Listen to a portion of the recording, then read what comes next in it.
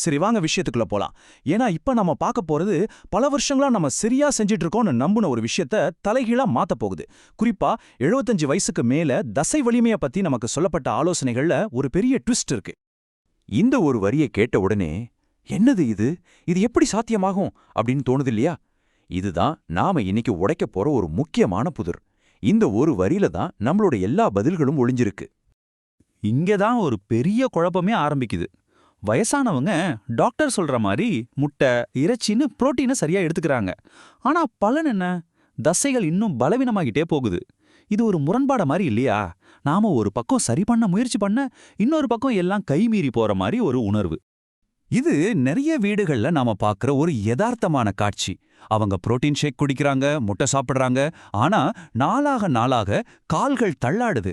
சின்னதா பேலன்ஸ் தவறுனா கூட கீழே விழற நிலைமை வருது. தசைகள் எல்லாம் சுருங்கி போன மாதிரி ஒரு தோற்றம். இது வெறும் உடல் பலவீனம் மட்டும் இல்ல. இது அவங்களோட தன்னம்பிக்கையையும் சுதந்திரத்தையும் கொஞ்சம் கொஞ்சமா குறைக்கிற ஒரு பெரிய பிரச்சனை. அப்போ நம்ம முன்னாடி இருக்கிற முக்கியமான கேள்வி இதுதான். நாம சரியான அளவு புரோட்டீனை உடம்புக்குள்ள அனுப்புனாலும் நம்ம தசைகள் ஏன் அதை எடுத்துக்க மாட்டேங்குது? வண்டிக்கு பெட்ரோல் போடுறோம், ஆனா என்ஜின் ஸ்டார்ட் ஆக மாட்டேங்குது.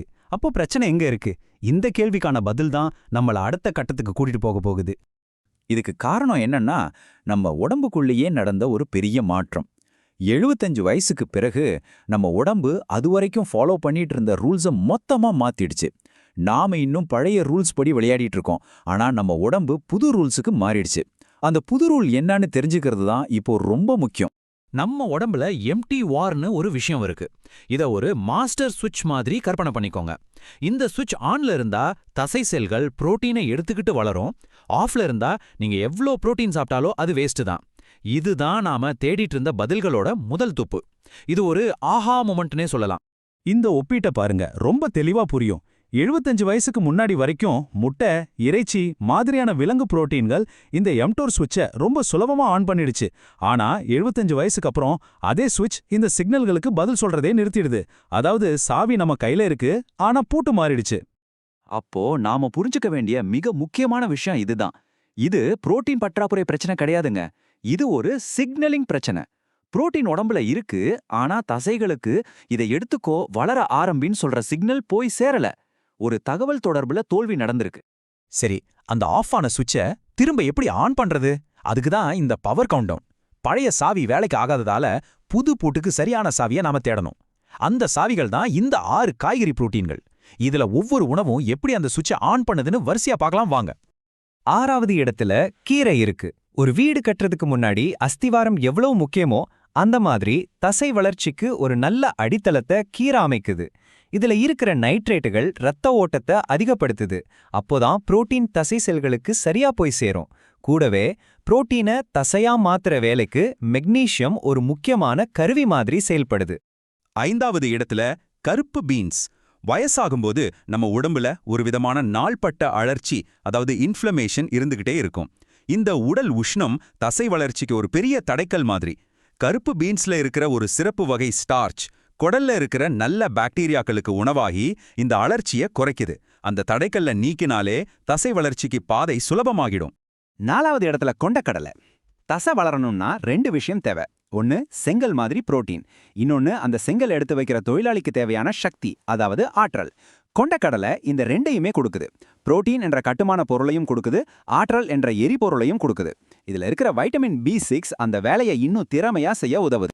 சரி, இது வரைக்கும் நாம பார்த்ததெல்லாம் சப்போர்ட்டிங் ஆக்டர்ஸ் மாதிரி. இப்ப வரப்போற முதல் 3 தான் உண்மையான ஹீரோக்கள். இதுல ரொம்ப சுவாரஸ்யமான விஷயம் என்னன்னா, இந்த உணவுகள் நம்ம தசைகளோட நேரடியா பேசி கட்டளையிட்டு வேலை வாங்கும். ரொம்ப கவனமா கேளுங்க.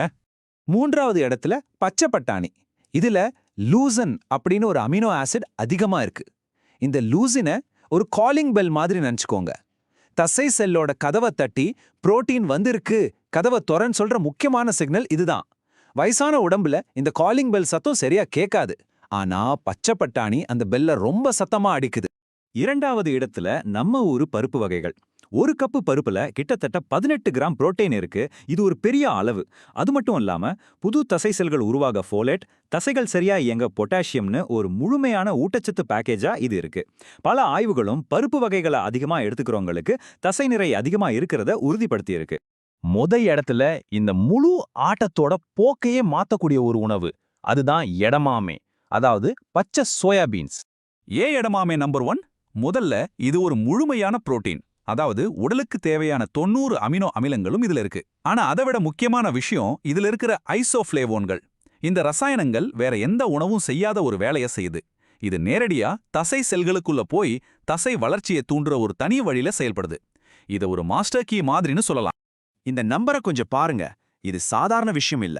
ஒரு பெரிய ஆய்வுல எடமாமை மாதிரி சோயா உணவுகளை தொடர்ந்து சாப்பிட்ட வயதானவங்களுக்கு மற்றவங்களை விட தசை வளர்ச்சியில 40% அதிக முன்னேற்றம் இருந்திருக்கு. 40%. இது ஒரு நம்ப முடியாத அளவுக்கு பெரிய வித்தியாசம். இதுதான் உண்மையான கேம் சேஞ்ச். சரி, இவ்ளோ விஷயங்களை நாம தெரிஞ்சுக்கிட்டோம். இந்த அறிவை எப்படி நடைமுறைப்படுத்துறது, எப்படி இதை நம்மளோட வலிமையா மாத்திக்கிறது, அதுக்கான ஒரு எளிமையான செயல் திட்டம் இப்போ பார்க்கலாம். இந்த அட்டவணை ஒரு தெளிவான வழிகாட்டி.